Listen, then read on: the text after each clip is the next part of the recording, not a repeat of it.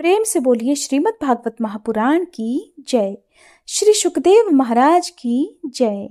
आज सुनिए भागवत कथा में आगे का वृतांत। भगवान श्री कृष्ण उद्धव जी से कहते हैं कि हे उद्धव, इन दुष्ट इंद्रियों से विषयों को मत भोगो। आत्म विषयक अज्ञान से प्रतीत होने वाला सांसारिक भेदभाव भ्रम मूलक ही है, ऐसा समझो। असाधु पुरुष गर्दन पकड़कर बाहर निकाल दे, वाणी द्वारा अपमान करें, उपहास करें, निंदा करें, मारे, पीटे, बांधे, आजीविका छीन ले, ऊपर थूक दे या तरह तरह से विचलित करें, निष्ठा से डिगाने का प्रयास करें, उनके किसी भी उपद्रव से क्षुब्ध नहीं होना चाहिए, क्योंकि वे तो बेचारे अज्ञानी हैं। उन्हें परमार्थ का तो पता ही नहीं है। इसलिए जो अपने कल्याण का इच्छुक है उसे सभी कठिनाइयों से अपनी विवेक बुद्धि द्वारा ही, किसी बाह्य साधन से नहीं, अपने को बचा लेना चाहिए। उद्धव जी ने कहा, भगवान, आप समस्त वक्ताओं के शिरोमणि हैं। मैं इस दुर्जनों से किए गए तिरस्कार को अपने मन में अत्यंत असह्य समझता हूँ। इसलिए जैसे मैं इसको समझ सकूं, आपका उपदेश जीवन में धारण कर सकूं, वैसे हमें बतलाइए।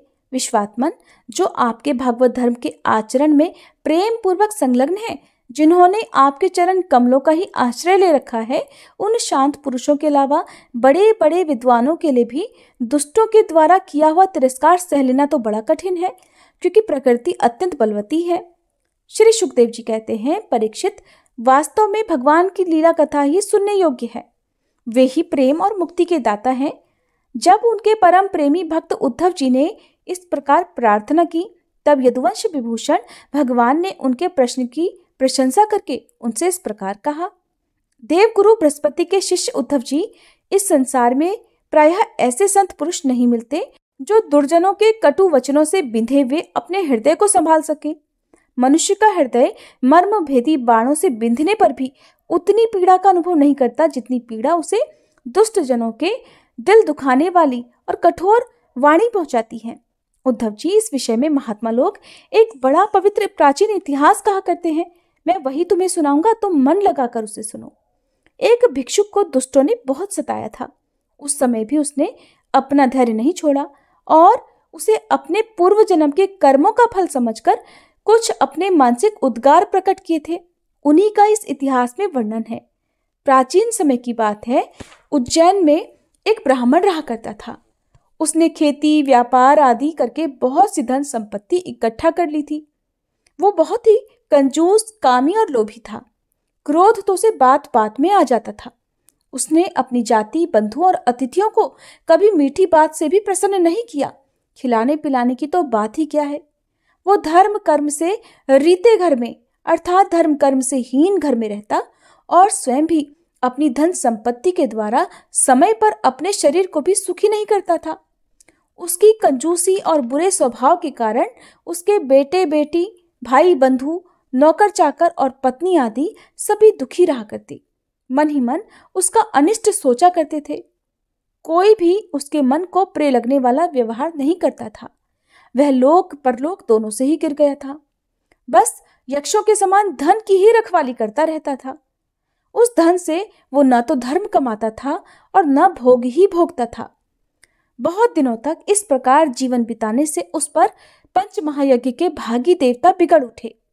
उदार उद्धव जी, पंच महायज्ञ के भागियों के तिरस्कार से उसके पूर्व पुण्यों का सहारा, जिसके बल से अब तक वह धन टिका हुआ था, जाता रहा और जिसे उसने बड़े परिश्रम से, बड़े उद्योग से इकट्ठा किया था, वो धन उसकी आंखों के सामने ही नष्ट भ्रष्ट हो गया।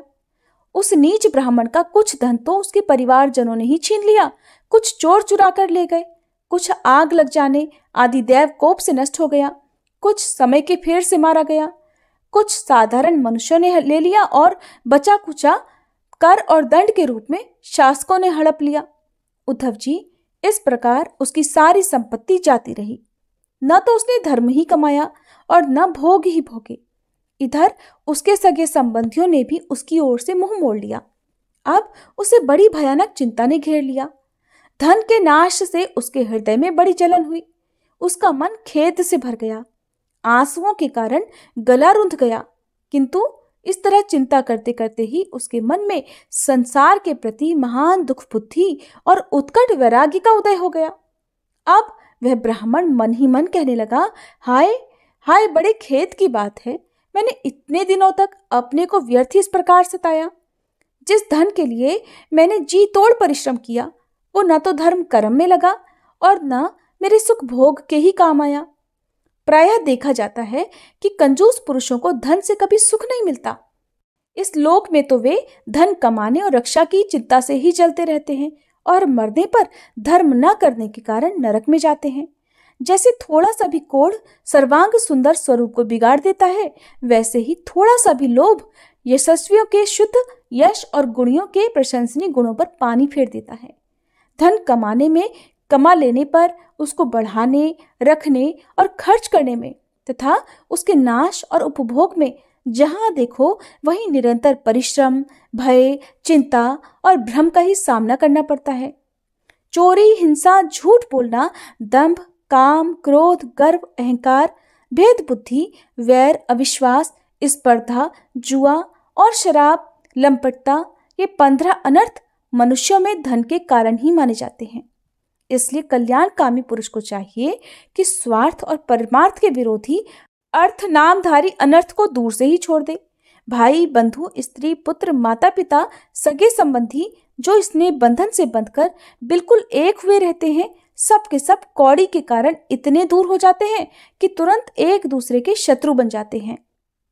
ये लोग थोड़े से धन के लिए भी क्षुब्ध और क्रुद्ध हो जाते हैं। बात ही बात में सौहार्द संबंध छोड़ देते हैं, लाग डांट रखने लगते हैं और एकाएक प्राण लेने देने पर भी उतारू हो जाते हैं। यहाँ तक कि एक दूसरे का सर्वनाश भी कर डालते हैं। देवताओं के भी प्रार्थनीय मनुष्य जन्म को और उसमें भी श्रेष्ठ ब्राह्मण शरीर प्राप्त करके जो उसका अनादर करते हैं और अपने सच्चे स्वार्थ परमार्थ का नाश करते हैं, वे अशुभ गति को प्राप्त होते हैं। ये मनुष्य शरीर मोक्ष और स्वर्ग का द्वार है। इसको पाकर भी ऐसा कौन बुद्धिमान मनुष्य है जो अनर्थों के धाम धन के चक्कर में फंसा रहे। जो मनुष्य देवता, ऋषि, पितर, प्राणी, जाति, भाई, कुटुंबी और उनके दूसरे भागीदारों को उनका भाग देकर संतुष्ट नहीं रखता और न स्वयं ही उसका उपभोग करता है, वह यक्ष के समान धन की रखवाली करने वाला कृपण तो अवश्य ही अधोगति को प्राप्त होता है। मैं अपने कर्तव्य से च्युत हो गया हूं। मैंने प्रमाद में अपनी आयु, धन और बल पौरुष खो दिए। विवेकी लोग जिन साधनों से मोक्ष तक प्राप्त कर लेते हैं, उन्हीं को मैंने धन इकट्ठा करने की व्यर्थ चेष्टा में खो दिया। अब बुढ़ापे में मैं कौन सा साधन करूंगा? मुझे मालूम नहीं होता कि बड़े बड़े विद्वान भी धन की व्यर्थ तृष्णा से निरंतर क्यों दुखी होते रहते हैं। हो न हो अवश्य ही ये संसार किसी की माया से अत्यंत मोहित हो रहा है। ये मनुष्य शरीर काल के विकराल गाल में पड़ा हुआ है। इसको धन से, धन देने वाले देवताओं और लोगों से, भोग वासनाओं और उनको पूर्ण करने वालों से तथा पुनः पुनः जन्म मृत्यु के चक्कर में डालने वाले सकाम कर्मों से लाभ ही क्या है? इसमें संदेह नहीं कि सर्वदेव स्वरूप भगवान मुझ पर प्रसन्न है, तभी तो उन्होंने मुझे इस दशा में पहुंचाया है और मुझे जगत के प्रति ये दुख, बुद्धि और वैराग्य दिया है। वस्तुतः वैराग्य ही इस संसार सागर से पार होने के लिए नौका के समान है। मैं अब ऐसी अवस्था में पहुंच गया हूं, यदि मेरी आयु शेष हो तो मैं आत्मलाभ में ही संतुष्ट रहकर अपने परमार्थ के संबंध में सावधान हो जाऊंगा और अब जो समय बच गया है उसमें अपने शरीर को तपस्या के द्वारा सुखा डालूंगा। तीनों लोकों के स्वामी देवगण मेरे इस संकल्प का अनुमोदन करें। अभी निराश होने की कोई बात नहीं है, क्योंकि राजा खटवांग ने तो 2 घड़ी में ही श्रीमद् भगवत धाम की प्राप्ति कर ली थी। भगवान श्री कृष्ण कहते हैं, उद्धव जी, उस उज्जैन निवासी ब्राह्मण ने मन ही मन इस प्रकार निश्चय करके मैं और मेरेपन की गांठ खोल दी। इसके बाद वह शांत होकर मौनी सन्यासी हो गया। अब उसके चित्त में किसी भी स्थान, वस्तु या व्यक्ति के प्रति आसक्ति नहीं रही। उसने अपने मन, इंद्रिय और प्राणों को वश में कर लिया। वह पृथ्वी पर स्वच्छंद रूप से विचरने लगा। वो भिक्षा के लिए नगर और गांवों में जाता जरूर था, परंतु इस प्रकार जाता था कि कोई उसे पहचान नहीं सकता था। उद्धव जी, वह भिक्षुक अवधूत बहुत बूढ़ा हो गया था। दुष्ट उसे देखते ही टूट पड़ते और तरह तरह से उसका तिरस्कार करके उसे तंग किया करते।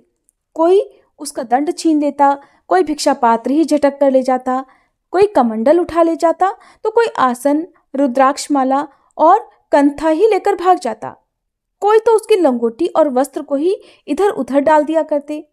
कोई कोई वे वस्तुएं देकर और कोई दिखला दिखलाकर फिर छीन लेते। जब वह अवधूत मधुकरी मांग कर लाता और बाहर नदी तट पर भोजन करने बैठता तो पापी लोग कभी उसके सिर पर मूत्र विसर्जन कर देते, कभी थूक देते। वे लोग उस मौनी अवधूत को तरह तरह से बोलने के लिए विवश करते और जब वो इस पर भी नहीं बोलता तो उसे पीटते। कोई उसे चोर कहकर डांटने डपटने लगता, कोई कहता इसे बांध लो बांध लो, और फिर उसे रस्सी से बांधने लगते। कोई उसका तिरस्कार करके इस प्रकार ताना कसते कि देखो देखो, अब इस कंजूस ने धर्म का ढोंग रचा है, इसका सारा धन नष्ट हो गया, इसके स्त्री पुत्रों ने इसे घर से निकाल दिया, तब इसने भीख मांगने का रोजगार कर लिया है। ओहो, देखो तो सही, ये मोटा तगड़ा भिखारी धैर्य में बड़े भारी पर्वत के समान है। ये मौन रहकर अपना काम बनाना चाहता है। सचमुच ये तो बगुले से भी बढ़कर ढोंगी और दृढ़ निश्चयी है। कोई उस अवधूत की हंसी उड़ाता तो कोई उस पर अधोवायु छोड़ता। जैसे लोग तोता मैना आदि पालतू पक्षियों को बांध लेते या पिंजड़े में बंद कर लेते हैं, वैसे ही उसे भी वे लोग बांध देते और घरों में बंद कर देते। किंतु वो सब कुछ चुपचाप सह लेता।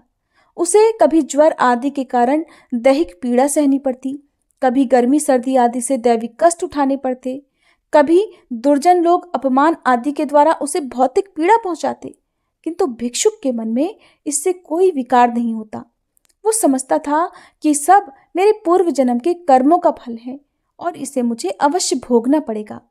यद्यपि नीच मनुष्य तरह तरह के तिरस्कार करके उसे उसके धर्म से गिराने की चेष्टा किया करते, फिर भी वो बड़ी दृढ़ता से अपने धर्म में स्थिर रहता और सात्विक धैर्य का आश्रय लेकर कभी कभी ऐसे उद्गार प्रकट किया करता।